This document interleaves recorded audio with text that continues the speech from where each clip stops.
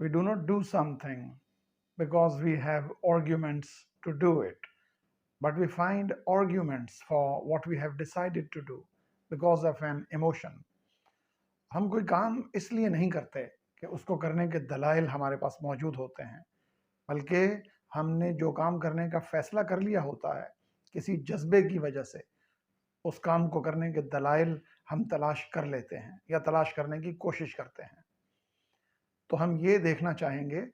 کہ Adam Smith کی نظر میں ریزن اور ایموشن یا عقل اور جذبے کا آپس میں کیا تعلق ہے، اور شروع میں ہم نے جو بات کی یہ تو اس سے واضح ہو گیا کہ عقل جذبے کے تابع ہے، عقل جذبے کے مطابق کام کرتی ہے، یعنی ریزن یا عقل that is subordinated to emotion, it is a tool to emotion. اس کی کئی مثالیں دی جا سکتی ہیں، وہ اس وقت ہمارا موضوع نہیں ہے، تو ہم فوکس کرتے ہیں ایڈم اسمتھ کے حوالے سے۔ Adam Smith who is the father of modern economics, and he is the father of modern economics because he is the father of economic rationality.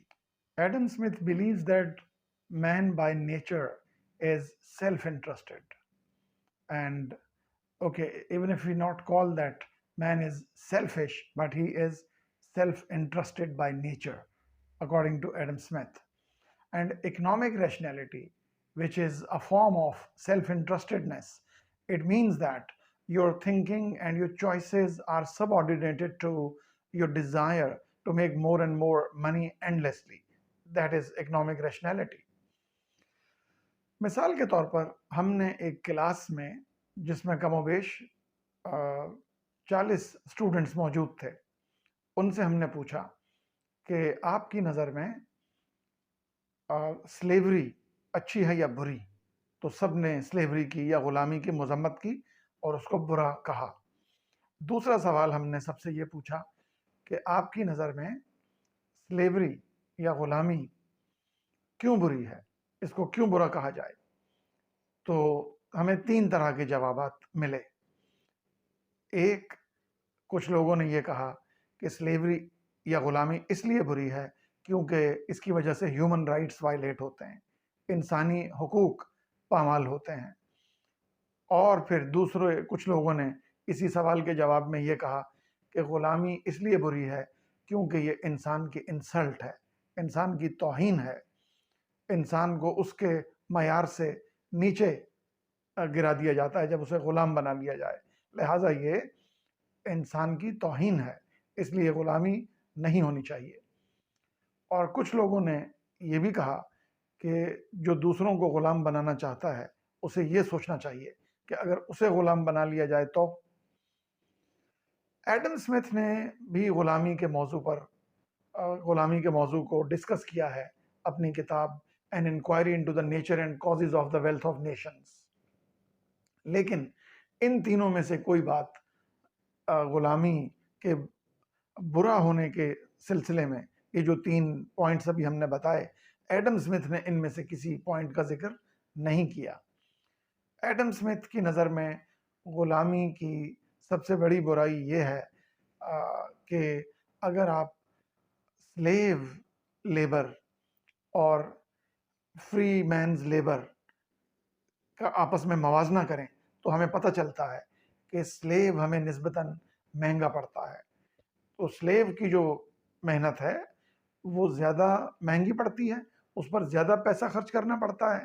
اس کے علاج معالجے کا ذمہ، اس کے شیلٹر کا ذمہ، اس کے ویئر اینڈ ٹیئر جسے وہ کہتا ہے، ان سب چیزوں کا ذمہ، اور اس کی فوڈ، کلودنگ، شیلٹر، ان سب چیزوں کا ذمہ جس کو ماسٹر کہا جاتا ہے وہ اسی کے حوالے سے ذمہ داری ہوتی ہے۔ تو ایڈم اسمتھ کے نظر میں free man's labor is less expensive than the slave labor. Therefore, free man's labor is better than slavery. Adam Smith کے اپنے الفاظ کو اگر ہم دیکھیں تو اس میں کہا گیا، یعنی کہ ایڈم اسمتھ کی جو بک جس کا بھی ہم نے ذکر کیا An Inquiry into the Nature and Causes of the Wealth of Nations، اس میں وہ ایک جگہ کہتے ہیں it appears from the experience of all ages and nations, I believe,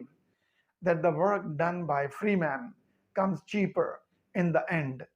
than that performed by slaves. It is found to do so even at Boston, New York, and Philadelphia, where the wages of common labor are so very high. تو Adam Smith یہاں پہ کہتے ہیں کہ Boston, new York اور Philadelphia, جہاں پر مزدور کی اجرت یا اس کی ویجز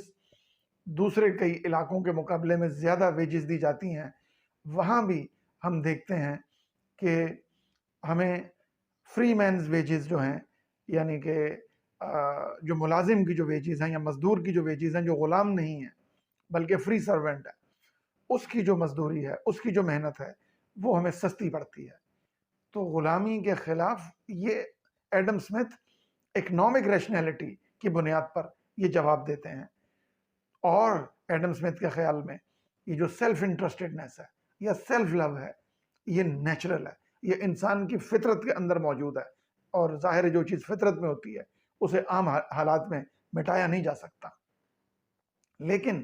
اگر یہ واقعی انسان کی فطرت میں یہ موجود ہوتی، یہ سیلف لو جس کا وہ ذکر کر رہے ہیں، تو پھر یہ اتنے سارے لوگوں نے، وہ جو ہم نے بھی بتایا کہ ہم نے 3 مختلف مواقع پر مختلف آڈینسز سے یہ سوال پوچھا، تو انہوں نے ایڈم اسمتھ والا جواب نہیں دیا۔ اگر یہ ان کی فطرت میں تھا تو انہیں وہی جواب دینا چاہیے تھا جس کا ذکر ایڈم اسمتھ نے کیا ہے، مگر ایسا نہیں ہوا۔ اور دوسری بات یہ کہ انسان کی جو نیچر ہے وہ تو ایک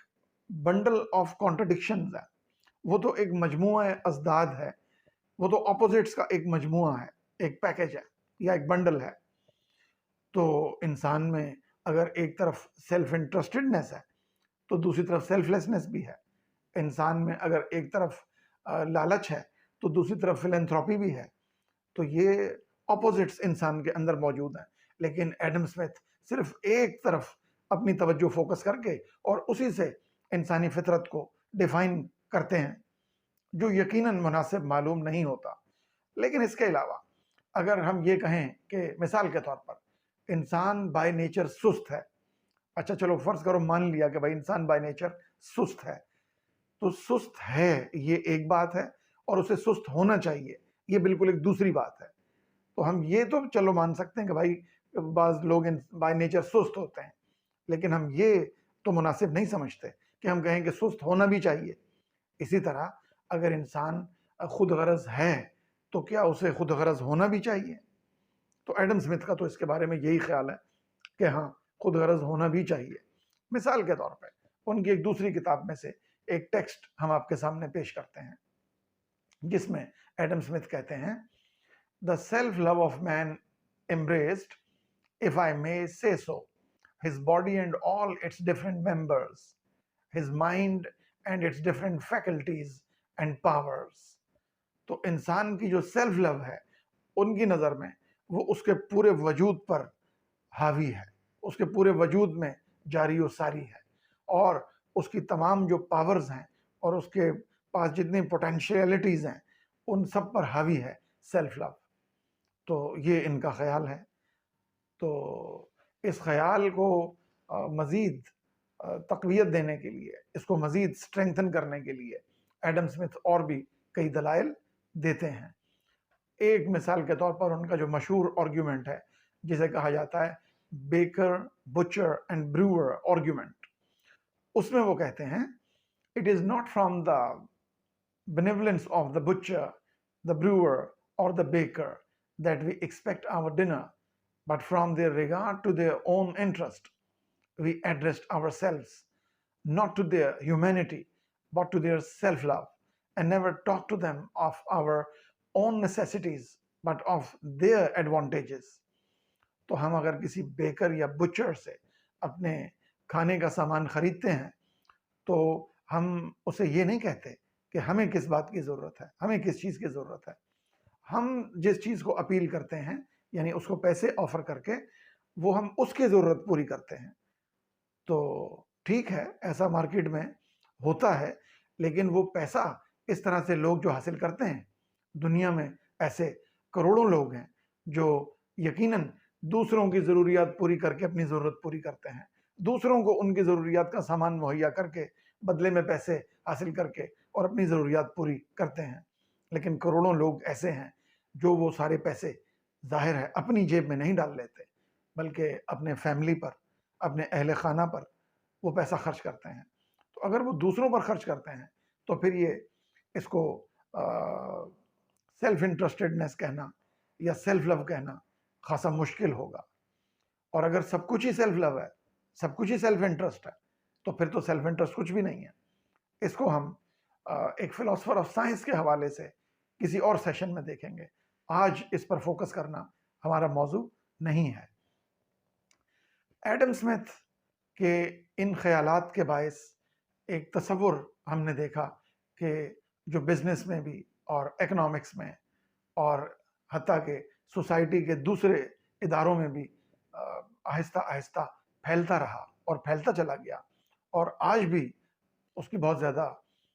اس کا انفلوئنس ہے۔ اسے ہم کہتے ہیں ہومو اکنامکس، یعنی انسان کا ایک ایسا تصور کہ جس میں انسان کو محض ایک ایسی ذات مان لیا جائے کہ جو اپنے سیلف انٹرسٹ سے موٹیویٹ ہوتی ہے، دوسروں کے انٹرسٹ کا اسے بس اس حد تک خیال ہے کہ بھائی تم اپنے سیلف انٹرسٹ پرسو کرو اور میں اپنے سیلف انٹرسٹ پرسو کرتا ہوں، تو اس حد تک ہے۔ باقی یہ نہیں کہ میں تمہارے سیلف انٹرسٹ کے لیے بھی کوئی اقدام کر سکتا ہوں۔ تو یہ ہومو اکنامکس کا تصور ہم دیکھتے ہیں، یہ بزنس میں بھی موجود ہے اور یہ اکانومی میں یا ایون سوسائٹی میں بھی یہ صلاحیت کرتا جا رہا ہے۔ تو ہمیں یہ سمجھنے کی ضرورت ہے کہ یہ نیچر میں نہیں ہے۔ یہ جو ہم نے کہا تھا کہ عقل ایموشن کا ایک ٹول ہے یا عقل ایموشن کی خدمت گزار ہے، تو اس کا مطلب آپ یوں سمجھ سکتے ہیں کہ جیسے ایک بزدل کا ذہن بھاگ نکلنے کے بہانے اور جواز اور ترکیبیں سوچتا ہے، جبکہ ایک دلیر شخص کو مقابلے کے نت نئے طریقے سوچتے ہیں۔ ایک بے رحم انسان لوٹ مار کے نئے اور انوکھے طریقے ایجاد کرنے کے لیے عقل استعمال کرتا ہے، جبکہ اس کے مقابلے میں ایک رحم دل انسان لوگوں کے لیے آسانیاں پیدا کرنے کے لیے اپنا ذہن استعمال کرتا ہے۔ تو اس میں اگر آپ دیکھیں تو بزدلی ایک ایموشن ہے اور اس کے لیے عقل استعمال کرنا یعنی عقل اس کو سرو کر رہی ہے، عقل اس کا ٹول ہے۔ اس طرح دلیری ایک ایموشن ہے اور عقل اسے بھی سرو کر رہی ہے۔ اسی طرح ظلم یا کروولٹی یا کیلسنس یا بے رحمی یہ بھی ایک ایموشن ہے اور عقل اسے بھی سرو کرتی ہے۔ اور دوسری طرف رحم دلی ایک ایموشن ہے اور عقل اس کی بھی خدمت گزار ہوتی ہے۔ یہ جو اکنامکس کی ٹیکسٹ بکس میں ہم دیکھتے ہیں، کہا جاتا ہے کہ ریسورسز آر سکیئرس، اس کا تعلق یا اس کو سمجھنے کے لیے نیڈ اور گریڈ کو یقیناً سامنے رکھنے کی ضرورت ہے۔ تو ایک طرف تو ایسا ہے کہ دنیا میں جو موجود ریسورسز ہیں، جو اویلیبل ریسورسز ہیں، یہ تمام انسانوں کی ضروریات پوری کرنے کے لیے یقیناً کافی ہیں، لیکن دوسری طرف ایک ہومو اکنامکس، سمتھین ہومو اکنامکس انسان جو ہے، جو سیلف لو میں اور سیلف انٹرسٹ میں پوری طرح مبتلا ہے، ایسے ایک شخص کی ہوس اور